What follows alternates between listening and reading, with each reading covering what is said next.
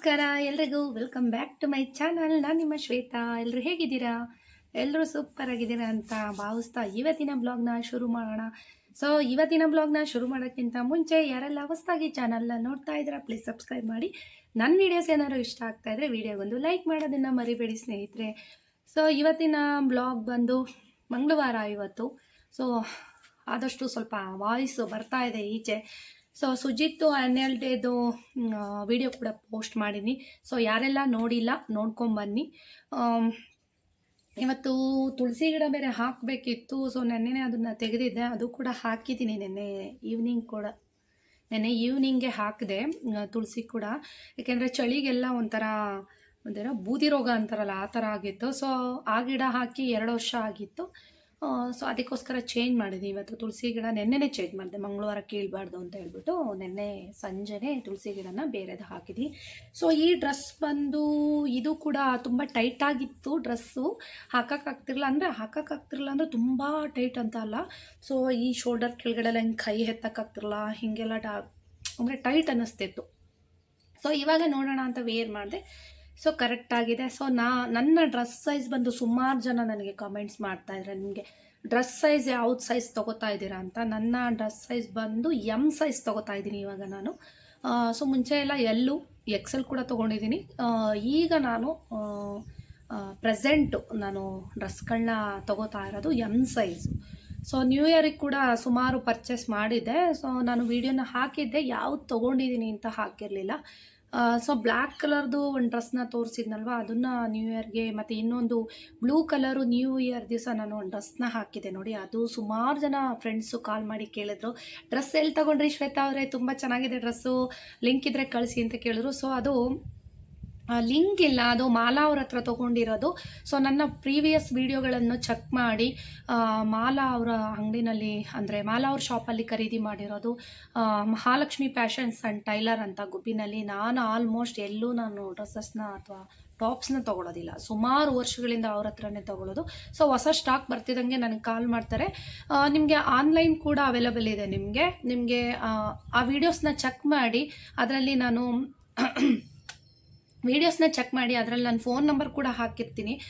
ಯಾರಿಗಾದ್ರೂ ಇಂಟ್ರೆಸ್ಟ್ ಇದ್ದರೆ ನನಗೆ ಕಮೆಂಟ್ ಮಾಡಿದ್ರೆ ನಿಮಗೆ ನಂಬರ್ ಕೂಡ ನಾನು ಶೇರ್ ಮಾಡ್ತೀನಿ. ನಿಮಗೆ ಆನ್ಲೈನಲ್ಲಿ ಕೂಡ ಅವರು ಬಿಸ್ನೆಸ್ ಮಾಡ್ತಿದ್ದಾರೆ. ನಿಮಗೆ ಕೊರಿಯರ್ ಕೂಡ ಕಳಿಸ್ತಾರೆ. ಬೇಕು ಅಂತ ಅಂದರೆ ನೀವು ವಿಡಿಯೋ ಕಾಲ್ ಮಾಡಿ ಸೆಲೆಕ್ಟ್ ಮಾಡ್ಕೋಬೋದು. ಏನು ಅಂದರೆ ಇನ್ನರ್ ವೇರ್ಸ್ ಎಲ್ಲ ತುಂಬ ಚೆನ್ನಾಗಿರುತ್ತೆ, ಪ್ಯಾಡೆಡ್ ಇನ್ನರ್ ವೇರ್ಸ್ ಎಲ್ಲ ತುಂಬ ಚೆನ್ನಾಗಿರುತ್ತೆ. ನಾನು ಕೂಡ ಒಂದೆರಡು ತೊಗೊಂಡೆ, ನಿಮಗೆ ತೋರಿಸಲೇ ಇಲ್ಲ. ನ್ಯೂ ಇಯರ್ ದಿವಸ ಯಾಕೆ ತೋರಿಸ್ಲಿಲ್ಲ ಅಂದರೆ ಗೊತ್ತಲ್ಲ, ರೋಹಿತ್ಗೆ ಏಟಾಗಿತ್ತು, ಹಾಗಾಗಿ ಡ್ರೆಸ್ಗಳು ಯಾವುದು ನಾನು ತೋರಿಸೋದಕ್ಕಾಗಲಿಲ್ಲ. ನಾನು 2 ಡ್ರೆಸ್ನ ತೊಗೊಂಡಿದ್ದೆ, ಕುರ್ತೀಸ್ 2. ಸುಮಾರು ಹೊಸ ಡ್ರೆಸ್ಗಳು ಹಾಗೆ ಇದ್ದಿದ್ದರಿಂದ ತುಂಬ ಏನು ತೊಗೊಳ್ಳಿಲ್ಲ, ಒಂದು 2-3 ಕುರ್ತೀಸ್ ಮಾತ್ರ ತೊಗೊಂಡಿದ್ದೆ. ಇನ್ನೊಂದು ಏನು ಅಂದರೆ ನ್ಯೂ ಇಯರ್ ಬ್ಯಾಗ್ ಅಂದರೆ 1 ವಾರ ಮುಂಚೆ ನನ್ನ ಫ್ರೆಂಡ್ ಬಂದಿದ್ರು ಮನೆಗೆ. ಅದು ವಿಡಿಯೋನ ನಾನು ನಿಮಗೆ ಶೇರ್ ಮಾಡೋಕ್ಕಾಗಲಿಲ್ಲ. ಅಂದರೆ ಚಿಕ್ಕನಾಯಕನಹಳ್ಳಿ ಅವರು ಪ್ರೇಮ ನನಗೆ ಸ್ಯಾಟರ್ಡೇ ನಮ್ಮ ಮನೆಗೆ ಬಂದಿದ್ದರು. ಓಲ್ಡ್ ಡೇ ತುಂಬ ಚೆನ್ನಾಗಿತ್ತು. ದೇವಸ್ಥಾನಕ್ಕೆ ಹೋಗಿದ್ವಿ, ಮತ್ತು ಇನ್ನೊಬ್ಬರು ಫ್ರೆಂಡು ರಜನಿ ಅಂತ ಇದ್ದಾರೆ, ಕಬ್ಬಣಸೆತ್ಮೆಪಾಳ್ಯದ, ಅಲ್ಲಿಗೆ ಹೋಗಿದ್ವಿ. ಅವತ್ತು ಎಲ್ಲ ಚೆನ್ನಾಗಿತ್ತು. ವೀಡಿಯೋಗಳಿಗೆ ಬರೋದಕ್ಕೆ ಅವಳು ಇಷ್ಟಪಡಲ್ಲ, ಹಾಗಾಗಿ ಆಮೇಲೆ ಫೋನ್ ಕೂಡ ಪ್ರಾಬ್ಲಮ್ ಆಯಿತು. ಆ ವಿಡಿಯೋಗಳನ್ನ ಶೇರ್ ಮಾಡೋಕ್ಕಾಗಲಿಲ್ಲ ಸ್ನೇಹಿತರೆ. ನಾನು ಗುಬ್ಬಿನಲ್ಲಿ ಜಾಸ್ತಿ ಡ್ರೆಸ್ಗಳನ್ನ ಪರ್ಚೇಸ್ ಮಾಡೋದು ಅಂತ ಅಂದರೆ ಒಂದೊಂದು ಸಲ ರಾಜಾರಾಮಲ್ಲಿ ಖರೀದಿ ಮಾಡ್ತೀನಿ. ಬಿಟ್ಟರೆ ಮಹಾಲಕ್ಷ್ಮಿ ಫ್ಯಾಷನ್ಸ್ ಆ್ಯಂಡ್ ಟೈಲರ್ ಅಂದರೆ ಮಾಲಾ ಅವ್ರ ಹತ್ರ, ಅವ್ರು ನನ್ನ ಫ್ರೆಂಡೇ ಆಗಬೇಕು. ಡ್ರೆಸ್ಸಸ್ ಎಲ್ಲ ತುಂಬಾ ಚೆನ್ನಾಗಿರ್ತವೆ. ಬೇಕಿದ್ರೆ ಇನ್ಸ್ಟಾದಲ್ಲಿ ನೀವು ಅವ್ರನ್ನ ಫಾಲೋ ಮಾಡ್ಬೋದು. ನಾನು ತಂದಾಗೆಲ್ಲ ನಾನು ನಿಮಗೆ ತೋರಿಸ್ತಾ ಇರ್ತೀನಿ. ಇವತ್ತು ಆರ್ ವಿ ಫ್ಯಾಷನ್ ಅವ್ರ ಹತ್ರ ಬ್ಲೌಸ್ಗಳು ಕೂಡ ನಾನು ಕಲೆಕ್ಟ್ ಮಾಡೋದಿದೆ. ಸಂಜೆ ಅಮ್ಮನ ಮನೆ ಹಬ್ಬಕ್ಕೆ ಹಾಕೋಣ, ವೇರ್ ಮಾಡೋಣ ಅಂತ ಅಂದ್ಬಿಟ್ಟು ನಮ್ಮಮ್ಮ ಒಂದು ಬ್ಲೂ ಕಲರ್ ಸ್ಯಾರಿ ತೊಗೊಂಬಂದಿದೆ. ಅದನ್ನು ಅಮ್ಮ ನಮ್ಮ ಮನೆ ಹಬ್ಬಕ್ಕೆ ಉಟ್ಕೋ ಇದನ್ನು ಅಂತ ಹೇಳ್ತಿದ್ರು. ನೋಡೋಣ, ಇವತ್ತು ಈವ್ನಿಂಗ್ ಕೊಡ್ತೀನಿ ಅಂತ ಹೇಳಿದ್ದಾರೆ, ಒಂದು 5 ಗಂಟೆ ಟೈಮ್ಗೆ. ಬಂದರೆ ಆದರೂ ಕೂಡ ಬ್ಲೌಸ್ ಡಿಸೈನ್ಸ್ನ ಹೇಗೆ ಸ್ಟಿಚ್ ಮಾಡಿಸಿದ್ದೀನಿ ಅಂತ ನಿಮಗೆ ಶೇರ್ ಮಾಡ್ತೀನಿ. ಮತ್ತೆ ಸ್ಯಾರಿ ಪರ್ಚೇಸ್ ಮಾಡೋದಕ್ಕೆ ಹೋಗಬೇಕು ಅಂತ ಅಂದ್ಕೊಂಡೆ. ಏನು ಅಂದರೆ ಬಹಳಷ್ಟು ಜನ ನನಗೆ ಸ್ಯಾರಿನಲ್ಲಿ ನೋಡಿದಾಗ ತುಂಬ ಇಷ್ಟಪಡ್ತೀರ, ಡ್ರೆಸ್ಸಲ್ಲೂ ಇಷ್ಟಪಡ್ತೀರ, ಡ್ರೆಸ್ಸಲ್ಲೂ ರೀಲ್ಸ್ಗಳನ್ನ ಮಾಡಿ ಅಂತ ಕಮೆಂಟ್ಸ್ ಹಾಕ್ತಿರ್ತೀರ. ಸ್ಯಾರಿಗಳನ್ನೂ ಕೂಡ ಜಾಸ್ತಿ ತೊಗೋತಾ ಇರ್ತೀನಿ. ನಾನು ಈ ಸಲ NSಗೆ ಹೋಗ್ಲಾ ಅಥವಾ ಸಮೃದ್ಧಿ ಸಿಲ್ಕ್ ಹೌಸ್ಗೆ ಹೋಗ್ಲಾ ಅಂತ ಯೋಚನೆ ಮಾಡ್ತಾ ಇದ್ದೀನಿ. ಸೊ ನೀವು ಹೇಳಿ ಯಾವ ಒಂದು ಶಾಪ್ಗೆ ಹೋಗೋಣ ಅಂತ, ಯಾವ ಶಾಪಲ್ಲಿ ಸ್ಯಾರಿಗಳನ್ನ ನೋಡೋದಕ್ಕೆ ಇಷ್ಟಪಡ್ತೀರಾ ಅಂತ. ಹಲೋ, ನಮಸ್ಕಾರ ಎಲ್ರಿಗೂ. ಎಲ್ಲರೂ ಹೇಗಿದ್ದೀರಾ ಸ್ನೇಹಿತರೆ? Welcome back to my channel. ನಾನು ನಿಮ್ಮ ಶ್ವೇತಾ. ಇವತ್ತು ಬಂದು ಬುಧವಾರ ಅಮ್ಮನ ಮನೆಗೆ ಹೊರಟಿದ್ದೀನಿ. ಸೊ ಇವತ್ತು ಅಮ್ಮವ್ರ ಮನೇಲಿ ನಾಗರ ಹಬ್ಬ. ಸೊ ಇವತ್ತು ಸ್ವೀಟ್ ಇರುತ್ತೆ, ನಾಳೆ ಖಾರ ಇರುತ್ತೆ.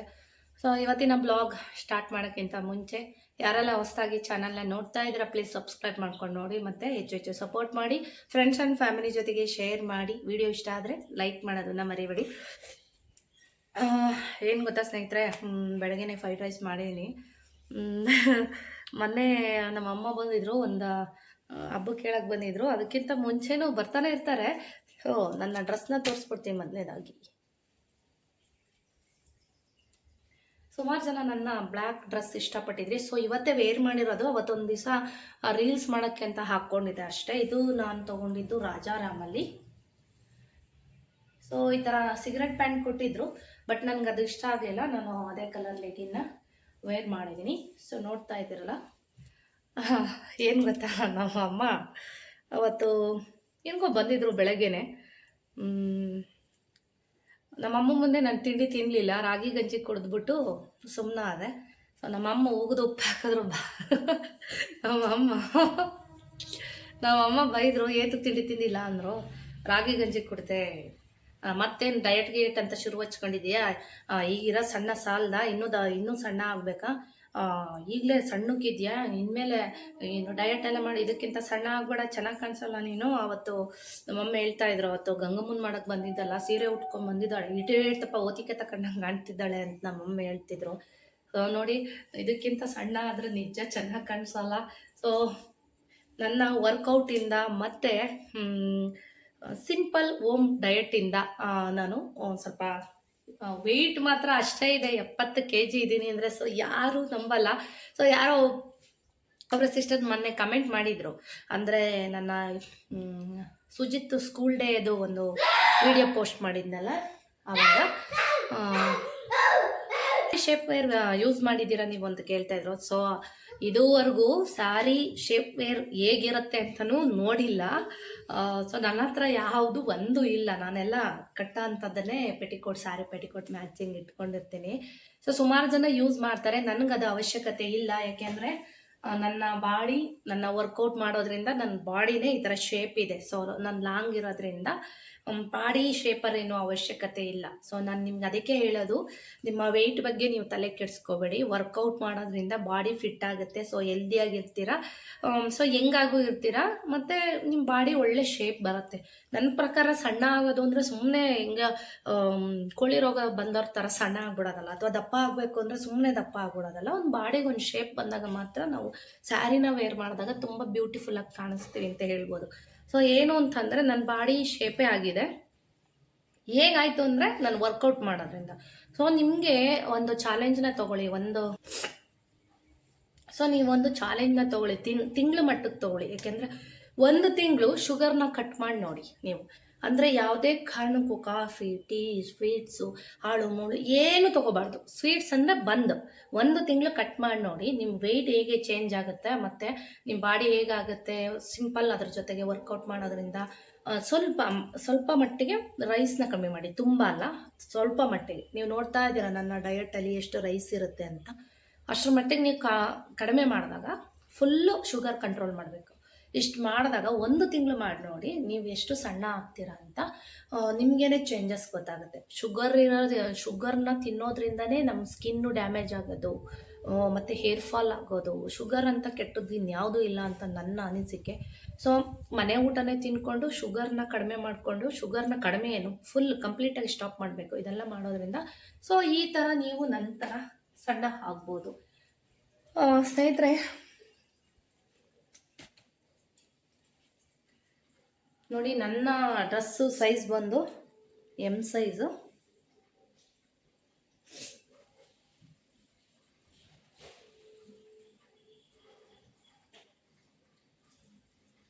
ಸೊ ಇದಕ್ಕಿಂತ ಏನಾದರೂ ಸಣ್ಣ ಆದೆ ಅಂದರೆ ಎಲ್ಲರ ಕೈಲೂ ಉಗಿಸ್ಕೋಬೇಕಾಗುತ್ತೆ. 1 ತಿಂಗಳು 2 ತಿಂಗಳು ಡಯಟ್ ಮಾಡಿದ್ರೆ ಸೊ ಇದೇ ಥರ ಸಣ್ಣ ಆಗ್ಬಿಡ್ತೀನಿ. ಯಾಕೆ ವೆಯ್ಟು ನನಗೆ ಅಷ್ಟೇ ತೋರಿಸ್ತಿದೆ ಅಂತ ಗೊತ್ತಿಲ್ಲ. ಸೊ ನೋಡೋದಕ್ಕೆ ಈಗ ನೋಡ್ತಾ ಇದ್ದೀರಾ, ನಮ್ಮ ಫೇಸಲ್ಲೆಲ್ಲ ಚೇಂಜಸ್ ನೋಡ್ತಾ ಇದ್ದೀರಾ. ಸೊ ಇದ್ರ ಮೀರ ನಾನು ಡಯಟ್ನ ಮುಂದೆ ಕಂಟಿನ್ಯೂ ಮಾಡೋಕ್ಕೆ ಹೋಗೋದಿಲ್ಲ. ಸೊ ಸಾಕು ಅನಿಸುತ್ತೆ. ನಾನು ಅಂದ್ಕೊಂಡಿರೋ ಬಾಡಿ ಶೇಪ್ ನನಗೆ ಸಿಕ್ಕಿದೆ. ಸೊ ಹಂಗಾಗಿ ಡಯಟ್ ಏನು ನಾನು ಜಾಸ್ತಿ ಇವಾಗ ಸುಮ್ಮನೆ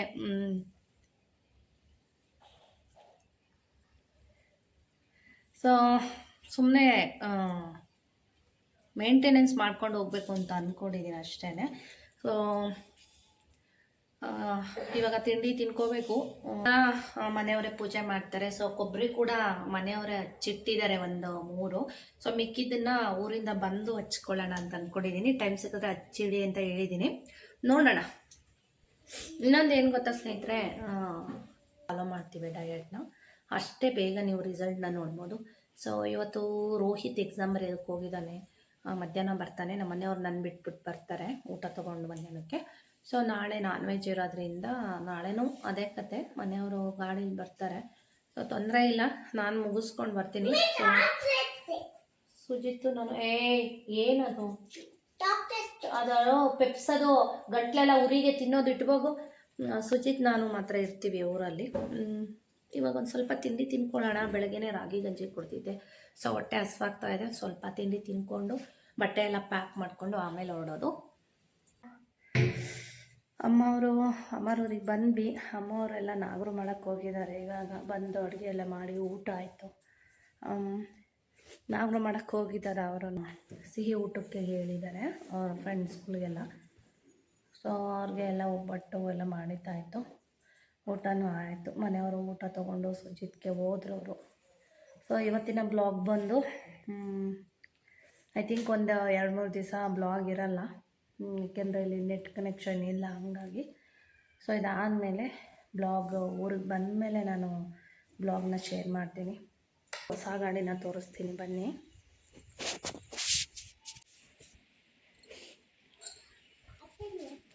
ಜೂಪಿಟರ್ ತೊಗೊಂಡಿದ್ದಾರೆ. ಸಿ ಗಾಡಿ ಇದು ನೋಡಿ. ಸೂಜಮ್ಮ ನೋಡಿ, ಸೂಜು ಪುಟಾಣಿ ನೋಡಿ.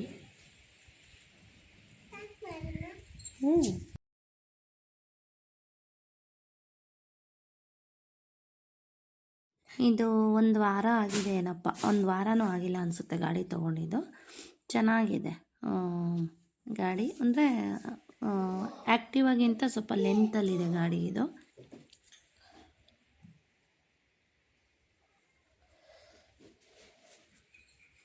ನೋಡಿ ನನ್ನ ಗಾಡಿ ನೋಡಿ ಹೆಂಗಾಗಿದೆ. ರೋಹಿತ್ ಎಲ್ಲ ಹೆಂಗೆ ಮಾಡ್ಕೊಂಬಂದಿದ್ದಾನೆ. ಸ್ವಲ್ಪ ಎಲ್ಲ ನೋಡಿ ಗಾಡಿ ಎಲ್ಲ ಉಜ್ಜೋಗಿದೆ. ಸೊ ಈ ಸೈಡು ಕೂಡ ನೋಡಿ, ನಂದು ಬಂದು ಗಾಡಿ ಆ್ಯಕ್ಟಿವ, ಇಲ್ಲೆಲ್ಲ ಉಜ್ಜೋಗಿದೆ. So handle ಉಜ್ಜೋಗಿದೆ.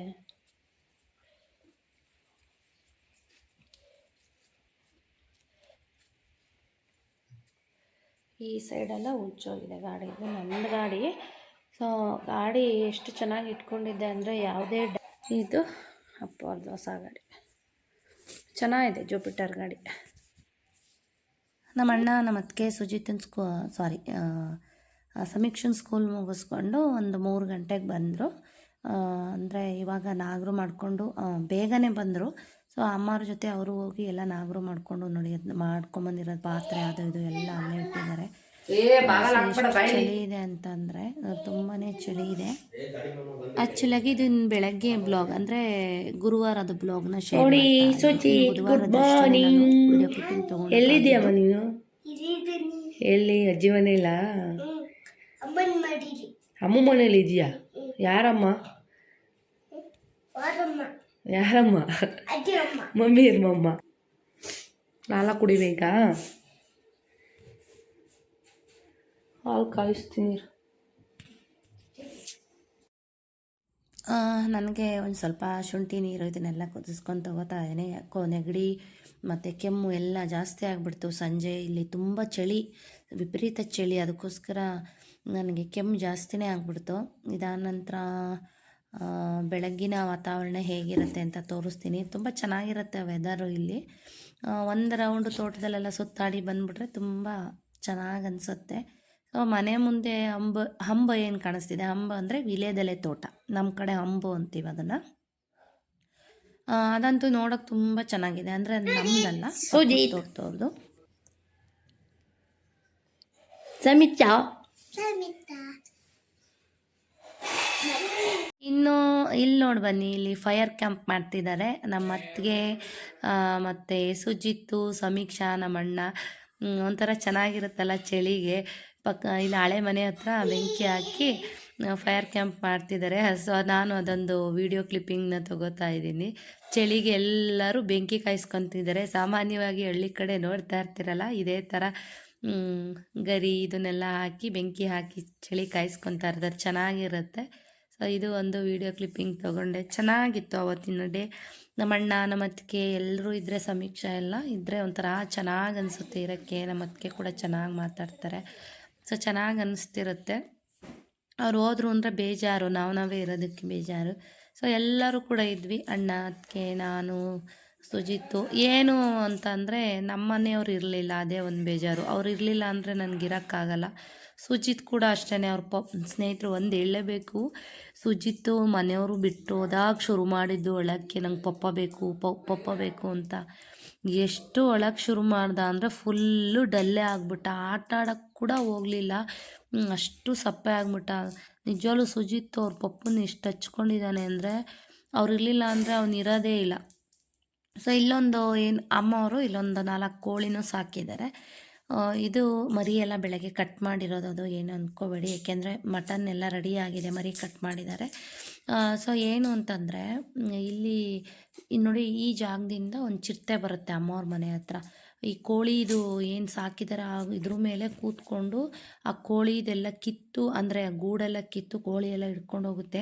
ಈ ಒಂದು 4-5 ದಿವ್ಸಕ್ಕೆ ಮುಂಚೆನೂ ಚಿರತೆ ಬಂದಿತ್ತು. ಸೊ ಏನು ಅಂದರೆ ಅದೃಷ್ಟವಶ ಹಸುಗೆ ಏನೂ ಮಾಡಿಲ್ಲ. ಯಾವಾಗಲೂ ಬರ್ತಾ ಇರುತ್ತೆ ಚಿರತೆ, ಅಂದರೆ ಒಂದು 15 ದಿವಸ, ತಿಂಗಳಿಗೊಂದು ಸಲ ಬರ್ತಾ ಇರುತ್ತೆ. ಸೊ ನಮಗೆ ಭಯ, ಅಮ್ಮವ್ರಿಗೇನು ಭಯ ಇಲ್ಲ. ಅಂದರೆ ಚಿರತೆ ಇಲ್ಲಿ ಯಾವಾಗಲೂ ಅಭ್ಯಾಸ ಆಗಿಬಿಟ್ಟಿದೆ, ಅಂದರೆ ಕೋಳಿ ಹಿಡ್ಕೊಂಡು ಹೋಗೋದಕ್ಕೆ ಅಭ್ಯಾಸ ಮಾಡ್ಕೊಂಬಿಟ್ಟಿದೆ. ಅಮ್ಮವ್ರ ಮನೆ ಹತ್ರ ಒಂದೇ ಬರೋದು, ಏಕೆಂದರೆ ಅಮ್ಮವ್ರ ಮನೆ ಒಂದೇ ಲಾಸ್ಟು ಹಿಂದೆ ಇರೋದು. ಅಲ್ಲೇ ಬಂದು ಅಲ್ಲೇ ಕೋಳಿ ಹಿಡ್ಕೊಂಡು ಹೋಗ್ಬಿಡುತ್ತೆ. ಸೊ ಇವಾಗೆಲ್ಲ ಅದಕ್ಕೆ ಒಂಥರ ಬೀಗ ಎಲ್ಲ ಮಾಡಿಸಿ ರೆಡಿ ಮಾಡಿದ್ದಾರೆ. ಇಲ್ಲಿ ನೋಡಿ, ಇದು ಹೇಳಿದ್ನಲ್ಲ ಎದುರುಗಡೆ ತೋಟದವ್ರದ್ದು ಹಂಬು, ಎಲೆ ಹಂಬು ಚೆನ್ನಾಗಿದೆ, ಅದು ನ್ಯಾಚುರಲಾಗಿ. ಇನ್ನು ಹಬ್ಬಕ್ಕೆಲ್ಲ ಏನೇನು ಮಾಡಿದ್ವಿ ಅನ್ನೋದನ್ನು ನೆಕ್ಸ್ಟ್ ಬ್ಲಾಗಲ್ಲಿ ಶೇರ್ ಮಾಡ್ತೀನಿ. ವಿಡಿಯೋನ ನೋಡ್ತಾ ಇರಿ, ಸಪೋರ್ಟ್ ಮಾಡ್ತಾ ಇರಿ. ವಿಡಿಯೋಸ್ ಇಷ್ಟ ಆದರೆ ವಿಡಿಯೋಗೊಂದು ಲೈಕ್ ಮಾಡೋದನ್ನು ಮರಿಬೇಡಿ. ಮುಂದೆ ಹಬ್ಬದ್ದೆಲ್ಲ ಅಡುಗೆ ಹೇಗಿತ್ತು ಪ್ರಿಪ್ರೇಷನ್ನು ವೆಯ್ಟ್ ಮಾಡ್ತಾ ಇರಿ, ತೋರಿಸ್ತೀನಿ ನೆಕ್ಸ್ಟ್ ಬ್ಲಾಗಲ್ಲಿ. ಸಿಗೋಣ ಮುಂದಿನ ವೀಡಿಯೋಗಳಲ್ಲಿ. ಅಲ್ಲಿವರೆಗೂ